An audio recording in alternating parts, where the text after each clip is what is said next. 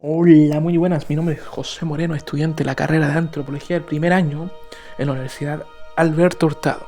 En esta ocasión estamos presentes para hacer una especie de podcast en la cual se buscará hacer una reflexión crítica y una especie de análisis con una visión sociológica a la película Matrix de 1999. Esto para la clase de sociología dada por el profesor Francisco Carreras. Un saluditos al profesor. Y vamos a empezar, ¿no?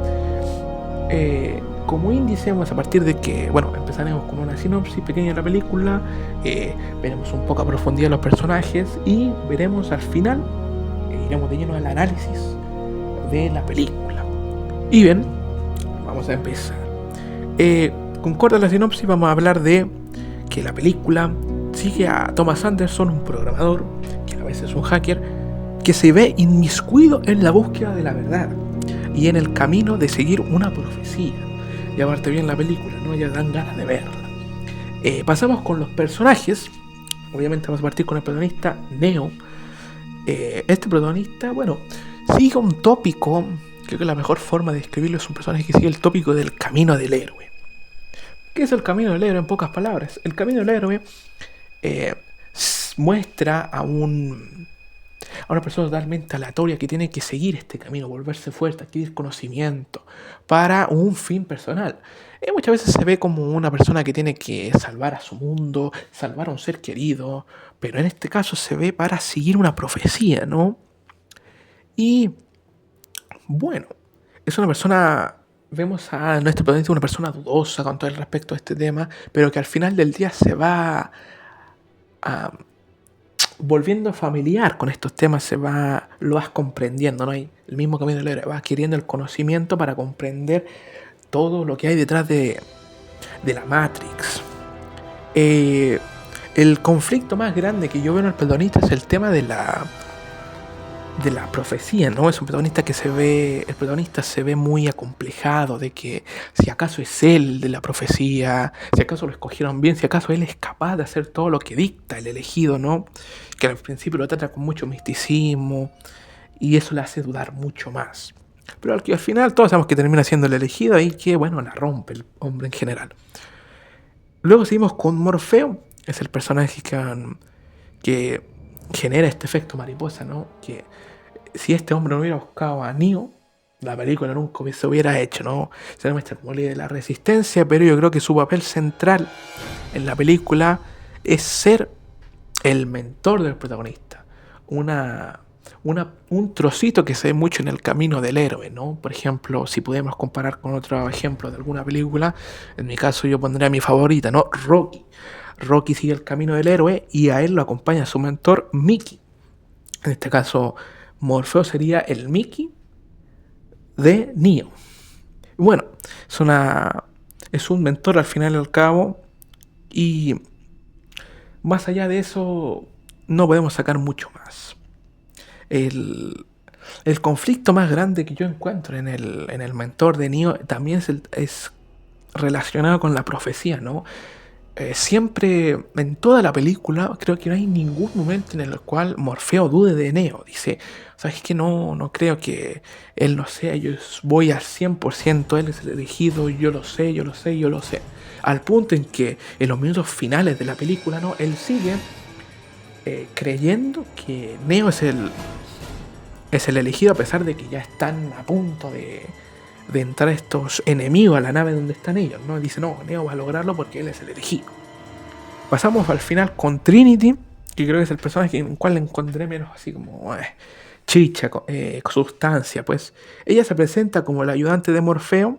Esto yo diría como que en un tercio de la película, o inclusive un poquito de la mitad, y ya el resto de la mitad ya se ve como un acompañante de Neo.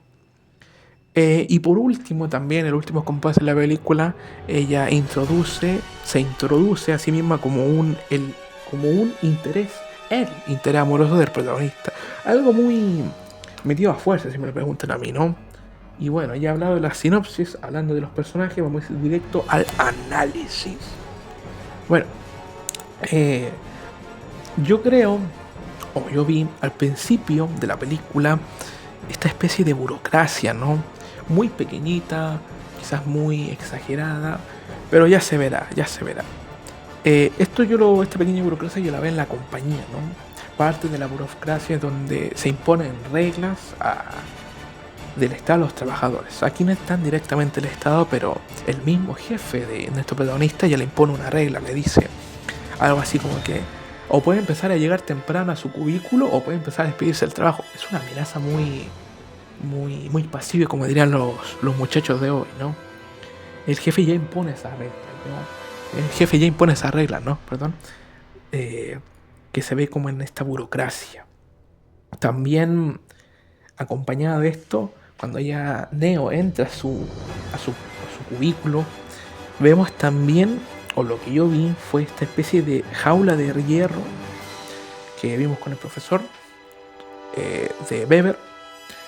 Y lo veo en los trabajadores que ejecutan tareas mecánicas y rutinarias, ¿no? O sea, en ese pequeño trazo de la película vemos ahí el sonido blanco, que son tecleos, el sonido que puede desprender una impresora y no se escucha nada. Son tareas mecánicas que están ahí los trabajadores, ¿no? Que inclusive en los pocos que se ven no muestran expresión alguna. Recién empiezan a expresar alguna expresión, para la redundancia, cuando entran los perseguidores del protagonista junto a policía. Que yo creo que si no hubieran entrado con policía no hubieran dicho así como que Pero bueno, con respecto a otra pincelada de términos sociológicos que puedo ver en la película, puedo hablar de la píldora. En específico, tomar de ejemplo la píldora azul, que al final esta propone seguir viviendo en la ignorancia, ¿no? Seguir viviendo en esta realidad artificial. Aquí es donde yo veo como dije, una pequeña pincelada, en este caso de alineación. ¿Por qué? Porque veo alineación en este término en la forma en la cual la píldora azul permite evadir la realidad, al final, ¿no? Una forma o una parte de la alineación es evadirse. Y aquí el protagonista, si hubiera tomado la píldora azul, estaría evadiéndose del conocimiento que le puede dar el saber que está en una realidad artificial. También, más adelante en la película, con el contexto que se nos da de máquinas y hombres, se puede hacer la comparación, ¿no? De un esclavo y un amo. Al principio era el humano el amo y la máquina era el esclavo. Pero después el mismo Morfeo nos da la explicación de que se cambian las tuercas y que ahora la máquina pasa a ser el amo y el humano pasa a ser el esclavo, ¿no? Con ese contexto también podemos hablar de la explotación. Aquí yo puedo ver a la máquina como una especie de capitalista que se apropia de la plusvalía del humano, que en este caso la plusvalía vendría a ser esa bioelectricidad que genera el ser humano y ese calor corporal que sirve para que las máquinas pues sigan existiendo. Pero esas pinceladas son para parte específica de la película.